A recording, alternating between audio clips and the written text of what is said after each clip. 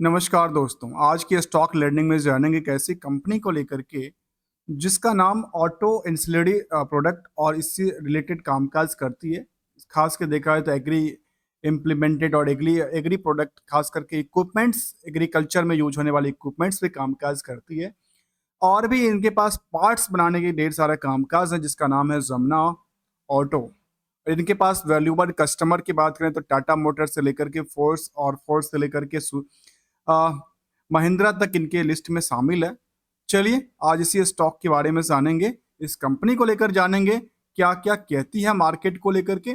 इससे पहले मैं बताऊं दोस्तों, मैंने पिछले अभी रिसेंटली जब स्टडी कर रहा था, इससे पहले मैंने सेम इज द यूट्यूब पे कुछ सर्च कर रहा था और सर्च करने के दौरान हमें ऐसा देखने को मिला जो आज से 3 महीना पहले कोई 5 महीना पहले आ, इस तरह की चीजें देखने को मिली जो हमें अचंभित करता है। अचंभित क्या करता है, हमने देखा कि वहां पे लिखा था जो टारगेट इसका जो हो सकता है अगले कुछ दिनों में टारगेट 200 जाएगा, किसी में टारगेट 500 जाएगा। मैं अलग अलग वीडियो पे स्टडी कर रहा था, भी देख रहा था आखिर ये सब टारगेट की बात कर रहे हैं कि, लेकिन टारगेट टारगेट करते करते और बड़े बड़े एक्सपर्ट ने कहा, ये कहा वो कहा। दोस्तों मैं कोई एक्सपर्ट की बात नहीं कर रहा हूँ, किसी की बात नहीं कर रहा हूँ। यहाँ पे देखने को मुझे क्या लगती है, मुझे देखने में ये लगी जो इस स्टॉक में पिछले 6 महीने के चार्ट को यदि देखें तो केवल और केवल हम दो चीज को देखते हैं कभी भी चार्ट को देखने के लिए। खास करके वॉल्यूम को देखना चाहिए, क्योंकि सारे के सारे खेल जिसको कहते हैं गेम या कहिए इसको, सारे के सारे कहाँ पे टिकी है, वॉल्यूम बेस ही टिकी होती है मार्केट। क्योंकि मार्केट में जो वॉल्यूम है वो क्या है, जो नंबर ऑफ शेयर है वो लिमिटेड है। नंबर ऑफ शेयर लिमिटेड होगा, उसी में डिमांड और सप्लाई को बढ़ाया और घटाया जाता है। इसी वजह से मार्केट में उतार चढ़ाव चलती रहती है। देखिए मैं आज इसकी 5 महीने पहले की बात करूं तो इसमें देखने को ये मिली कि कुछ लगातार स्टॉक ने कुछ बड़ी वॉल्यूम के साथ मार्केट में ट्रेड हुआ था। जब कभी बड़ी वॉल्यूम के साथ मार्केट में ट्रेड होती है और जिस हिसाब से वॉल्यूम इंक्रीज हुई थी उसी हिसाब से क्या लगी, स्टॉक ने जंप किया। उसके बाद क्या हुआ मार्केट में देखेंगे तो जो एवरेज वॉल्यूम थी नियर अबाउट उससे थोड़ा करके ऊपरी सतह पे थोड़ा सा प्रेशर आती है। लेकिन वो किसके लिए आती है मार्केट में, मार्केट में बिकवाली का प्रेशर को लेकर के। देखिए क्या हुआ, बिकवाली को प्रेशर लेकर को दोबारा मार्केट में सेटअप बनाती है। लेकिन क्या ये अगले संकेत देती है, इसके लिए हम जानेंगे इसके कंप्लीट स्टडी की तरह आखिर क्या कहती है। तो चलिए, जहां पे देखा गया कि बुक वैल्यू के बारे में कहती है करीब 22 रुपए का, इंट्रेंसिक वैल्यू कहता है 51 रुपए का। स्टॉक में भीड़ की बात करें, इंटरेस्टेड भीड़ की बात करूं खास करके, तो वो है 24 गुने की भीड़। बाकी जो कंपनियां हैं इसी सेक्टर के, उसमें जो भीड़ की बात करें तो वो भीड़ निकल के आती है करीब 36 गुने की भीड़ है। अर्थात यहां से देखा जाए तो भी 50% का आंकड़न इसको करना चाहिए था। और यदि ये 50% का आंकड़न को और टच करती है इसकी लेवल पे, सेक्टर की बात कर रहा हूं, मतलब सामने वाली बात ये है, यदि आप मार्केट जाते हैं तो हम इसको हमेशा एक लोकल से समझते हैं, मार्केट की चीजों को समझते हैं और वो जानने के प्रयास में रत रहते हैं। तो यहाँ पे देखा गया कि बाकी जो मार्केट की सेम सेक्टर की दुकानें हैं उसमें 36 लोगों की भीड़ है और यहाँ पे फिलहाल 24 लोगों की भीड़ है। अर्थात कुछ ना कुछ कमी है। और यहां से यदि कमी है तो ये जंप यदि मार्केट में और भीड़ बढ़ती है तो कुछ ना कुछ भीड़ यहां भी आएगा। अब भीड़ आएगी तो फिर क्या होगा, इसके स्टॉक में प्राइस चेंज होना चाहिए। और इसको यदि एवरेज ही करते हैं तो नियर अबाउट 50% का आना चाहिए। और यदि इससे 50% आती है तो कितने पे जाएगी, करीब करीब 63 रुपए के आसपास और इंक्रीज करती है तो 200 के आसपास तो जा सकती है। इसमें कोई बड़ी बात नहीं है यदि इसके हिसाब से देखा जाए तो। अब सवाल उठता है जो इसका हायर टू हायर अभी तक का 150 रुपये रहा है, लोअर टू लोअर 100 रुपये का रहा है। गैपिंग की बात करें तो अभी बीच के ही आसपास में कर रहा है ट्रेड। और इन दोनों को यदि एक सिंपल तरीका एक और है, तो ये फिलहाल जो प्राइस है वो किस लेवल पे काम कर रहा है इसको देखा जाए तो कहती है इन दोनों को क्या करें, प्लस करके डिवाइड करके एवरेज निकालते हैं। तो 150 प्लस 102, इन दोनों को हमने कहा तो 252 होता है। और 252 का एवरेज करके देखिए क्या कहता है, नियर अबाउट 126 कहता है। मतलब अभी जो इसकी प्राइस है बिल्कुल ही एवरेज प्राइस के आसपास है। अब यहां से मूवमेंटल क्या होगा, ये इसकी चार्ट दिखाएगी और वॉल्यूम इसको व्यक्त करेगा। आइए जानते हैं, जहां पे स्टॉक में ईपीएस की बात करते हैं 5 रुपए का, और इतना ही नहीं, जिसका फेस वैल्यू 1 रुपए का। समझ में ये आती है, जो 5 गुने की अर्निंग है उसके बेसिस पे 24 गुने की भीड़ खड़ी है। आरओसी के बारे में कहते 30%, आरओई के बारे में कहते 24%। डिविडेंड का ट्रैक रिकॉर्ड थोड़ा सा अच्छा रहा, 1.87% का रहा है। अब आती है नंबर ऑफ शेयर। हमेशा कहता हूं वॉल्यूम क्यों देखना चाहिए, क्योंकि वॉल्यूम में नंबर ऑफ शेयर का बड़ा इंपॉर्टेंट रोल निकल के आती है।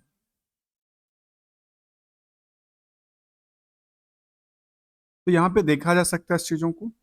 अगले कदम में देखेंगे, जो कि खास करके मैं इसको बात कर रहा था, जो नंबर ऑफ शेयर जो होते हैं ना, वो शेयर लिमिटेड है मार्केट में। इसी को वॉल्यूम के बेसिस में मार्केट में डिमांड और सप्लाई को इंक्रीज और डिक्रीज किया जाता है, जिसकी वजह से मार्केट में डे टू डे में प्राइस चेंज होती रहती है।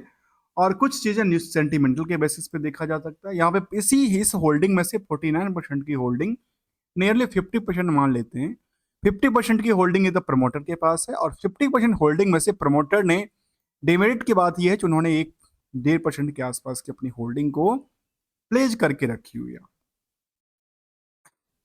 चलिए आते हैं अगले पड़ाव की तरफ, जहां पे देखा गया कंपनी को लेकर के एक नजर डालते हैं। जो कंपनी 1965 में बनी थी, the Jamuna auto industries limited manufacturing in the, क्योंकि खास करके देखा गया कि leaf springs in the parabolics, leaf springs air suspension and the exhaust भी कॉमर्शियल व्हीकल पे कामकाज करती है। जहाँ पे इसके वेबसाइट्स पे हम देखें जो क्या क्या चीजें करती है, प्रोडक्टिविटी में देखेंगे तो लिफ्ट स्प्रिंग का कामकाज है, springs in the lift, lift spring का काम, लिफ्ट एक्सिस एक्सली का कामकाज करती है कंपनी। अब आते हैं इसकी पड़ाव को लेकर के, आखिर क्या इस स्टॉक में जो हमने देखा, जो डिमांडेबल के हिसाब से या बाकी चीजों के हिसाब से वो क्या कहती है, उसके बारे में देखेंगे, इसके पेयर्स और बाकी चीजों एस्पेक्ट को लेकर के, क्योंकि ये एक समरी डेटा था। अब समरी डेटा के पीछे हम कुछ और फैक्टर देखते हैं, खास करके डेट, ये करंट रेशियो और डेट टू इक्विटी रेशियो, ये दोनों बड़ा इंपॉर्टेंट रोल अदा करते हैं। किसको लेकर के, ईपीएस में लिंक को, रिलेशन को लेकर के, क्योंकि ये ऐसा पार्ट है जहां पे ईपीएस को क्या दबाया जाता है, और एक वो पार्ट है जो कि खास करके सेल्स, सेल्स में वो सेल्स जो कि उधार में है। मैं कहता हूं उसको उगाही, उगाही मतलब जनरेट करना होता है, और जनरेट करने को लेकर के कहती है, और इसमें रिस्क फैक्टर क्या बनता है वो भी हम जानेंगे अपने इस स्टडी में, जहाँ पे percentage of debtors ratio, percentage of net profit ratio का भी आकलन करते नजर आएंगे। और अभी तक आपने यदि चैनल को सब्सक्राइब, वीडियो को लाइक ना किया हो तो कर लीजिए, क्योंकि हम आपसे कोई कंप्लीट स्टडी की बात करते हैं विदाउट किसी रिकमेंडेशन और एडवाइजरी को लेते हुए। जहाँ पे इसके पीयर्स में देखा गया कि मदरसन, संवर्धन मदरसन शुमी है, बॉच है, यूनो, मिंडास एंड एक्साइड इंडस्ट्रीज जैसे कंपनियां हैं। इनकी चाहे आप पी की तरफ आंकलन करके देखा जाए तो, और इसमें भीड़ की काफ़ी कमी है अभी भी मार्केट के एवरेज कंपनियों से। तो भीड़ के पीछे कारण कम क्यों, भीड़ कम क्यों, किस वजह से है, इसके बारे में देखें तो क्या इनकी रिवेन्यू मॉडल उस लेवल पे काम काज नहीं कर रही है। तो सेल्स के बेसिस में देखा जा रहा है कि सेल्स इनका लगातार जो जून तक का डेटा था वो अभी तक देखने को नजर नहीं आई। यहाँ पे आखिर क्या हुआ, यहाँ पे जून तक का डेटा को लेकर के, जून तक का डेटा यहाँ पे अपडेटेड देखने को नजर नहीं आ रही है। इसका क्या कारण है, जहाँ पे देखा गया कि इसकी और भी अपडेट देखने, डेटा को देखने को नजर नहीं आ रही है। कुछ और इन इन पार्ट्स को लेकर देखें तो कुछ और कहती है। तो अभी तक इसमें कुछ नया अपडेट की तरफ देखें तो क्या इन्होंने न्यू अपनी रिजल्ट अभी तक अपडेट नहीं किया जून वाली, ये यहाँ पे डिमेरिट्स है कंपनी को लेकर के, लेकिन जो रिजल्ट है उसी बेसिस पे हम देखें तो कंपनी के बारे में देखा जा सकता है। तो चलिए जानते हैं इसकी इसी पार्ट्स को लेकर के आखिर क्या कहती है इसकी मार्च तक की डेटा को। तो मार्च तक के डेटा में देखने को ये नजर आई कि यहाँ पे जो सेल्स का पार्ट था वो मार्च तक में क्या हुआ था, लगातार इंक्रीज किया था उसमें, जबकि 2023 वाले मार्च से थोड़ा सा इंक्रीज करती नजर आई थी। ऐसे ऑपरेटिंग प्रॉफिट मार्जिन की बात करें या बाकी सारे सेक्टर की बात करें तो नेट प्रॉफिट पार्ट में भी लगातार क्या हुई थी, जो जंप का सिलसिला था वो बढ़ती नजर आई थी, मतलब नियर अबाउट द सेम रहा था, कोई फेर बदल देखने को नजर नहीं आई थी यहाँ तक। ये भी नहीं कह सकते जो क्वार्टरली बेसिस पे अच्छी परफॉर्मेंस किया, क्वार्टरली बेसिस पे अच्छी परफॉर्मेंस की बात करूँ तो 57 करोड़ तक का प्रॉफिट इन्होंने बुक कर रखा है क्वार्टरली बेसिस में। ऐसे ईयरली साइड में देखें, ईयरली साइड को लेकर कहती है जो सेल्स में क्या हुई, सेल्स में कहती है नियरली देखा जाए तो टाइम टू टाइम में इसका ये पर निकल के आती है कि मार्च टू मार्च में करीब थोड़ा सा जंप करती है, बहुत ज़्यादा कुछ जंप नहीं है, थोड़ा सा जंप करती है, जिसकी वजह से ऑपरेटिंग प्रॉफिट और प्रॉफिट के आंकलन करके देखें तो ये क्या निकलती है, इसमें ये निकलती है 11% के आसपास से 14% जंप करती है, जबकि प्रॉफिट के पार्ट में थोड़ा सा अच्छी बुकिंग किया है 205 करोड़ तक की ईयरली बेसिस में।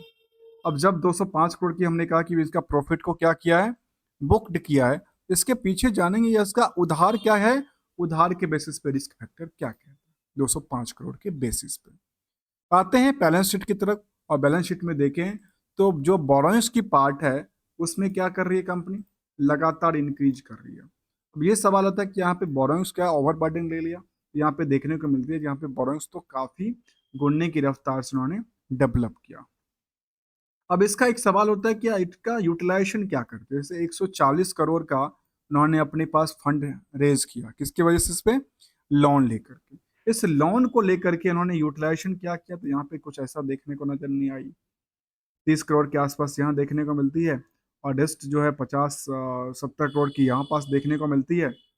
तो 70 यहाँ पे एक मान के देखें तो ये कह रहे थे 34 करोड़ यहाँ पे, और 70 करीब करीब 61 करोड़ के आसपास यहाँ पे, तो ये निकल के आती है 61 प्लस 34 कितना हो जाती है, करीब करीब देखा जाए तो 95 करोड़ के आसपास होती है।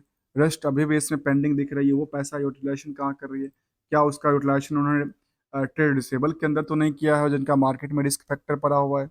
यहाँ पे ये भी देखने को मिला जिनका पैसा जो था वो करीब करीब 185 करोड़ के आसपास की मार्केट में रिस्क बनी। अब ये भी सवाल होता है कि 185 करोड़ का जो रिस्क बना, उस रिस्क के पीछे कितनी दिन की रिस्क है, उसका रेशियोज क्या कहता है प्रॉफिट के बेसिस पे और सेल्स के बेसिस पे।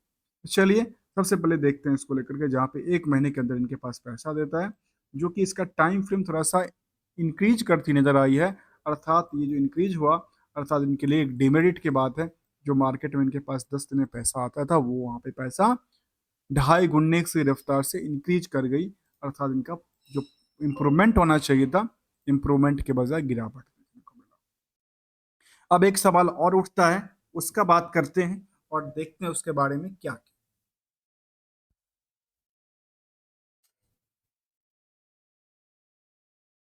उसके बारे में देखा जाए तो ये जो पार्ट्स हैं, खास करके प्रॉफिट लॉस के, तो बैलेंस शीट के पार्ट में देखा हमने कि करीब 185 करोड़ के आसपास की क्या बनती है, इनके मार्केट में वो बनती है, डेटर्स पड़ी उधार पड़ी हुई है। और प्रॉफिट कितने की बनी थी कंपनी का टोटल ओवरऑल 205 करोड़ का, इसमें से 185 करोड़ का माइनस कर दिया जाए, अभी भी मार्केट में इनके पास 185 करोड़ का मार्केट में फंड पड़े हुए हैं कंप्लीटली, जो इसमें कि सेल्स के अलावा प्रॉफिट का पार्ट भी रखा हुआ है।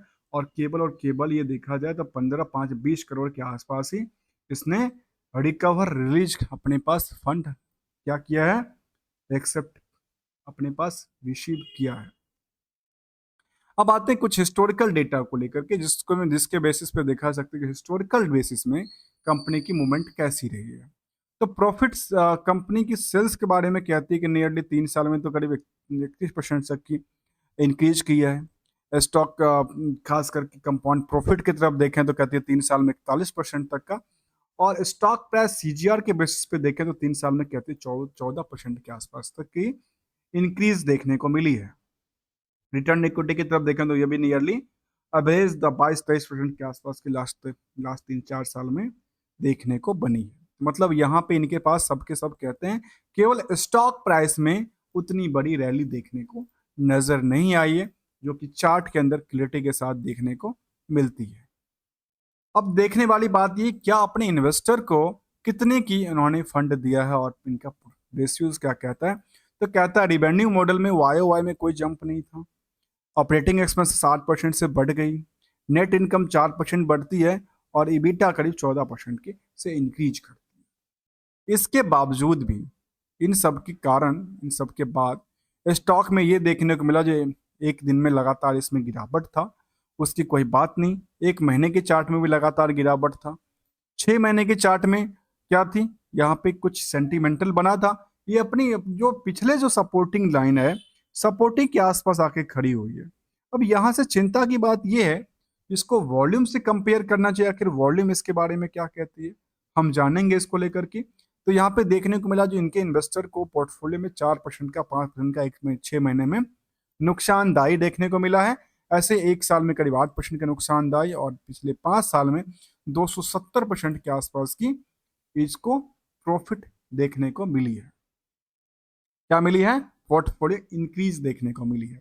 और वॉल्यूम की बात मैं इसलिए करता हूँ, हमेशा करता हूँ, क्योंकि वॉल्यूम पे टिकी है और वॉल्यूम को ही देखना चाहिए। आखिर एवरेज वॉल्यूम से कम बिकवाली हो रही है या साइलेंट लोग बैठे हुए, क्या जबजरी बड़ी बिकवाली हो रही, तो मार्केट में कुछ संकेत ये जाता है यहाँ कुछ बड़ी रैली हुई है या होने की आशंका होती है।